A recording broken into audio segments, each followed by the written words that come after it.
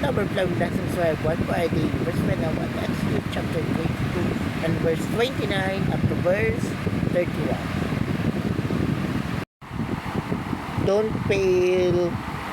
fail to give me the offering of grain and wine that belongs to me. Dedicate to me your firstborn sons and the firstborn of your cattle and sheep. Let the animals stay with their mother for 7 days.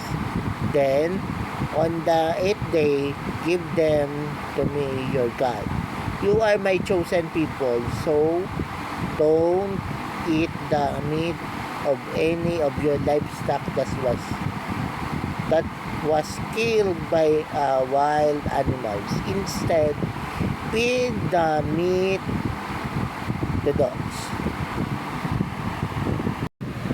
So this passage talks about an Old Testament law or rule pertaining to offering and also pertaining to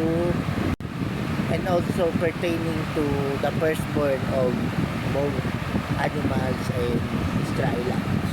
And also of course you see the firstborn belongs to God. Firstborn of animals, firstborn of Israelites. But why? Why? Because during their time, they have the so-called generational discipleship. And those firstborn will be the one who will represent his family in the presence of God. So, and that firstborn will be the head of his household. And it became a generational discipleship because the firstborn, when he or she became a parent, then they too need to train their firstborn as well, whether they are son or daughter, in serving God. And it became generational discipleship. But nowadays, we can do discipleship even we are not yet a parent, right? God can use you to be a cell-group leader or a network leader or a pastor. And however, you too need a leader.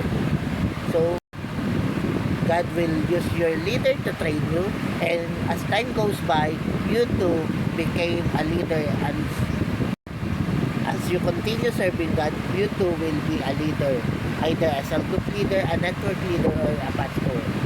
Anyway, and if God promotes you, then you too will be a leader.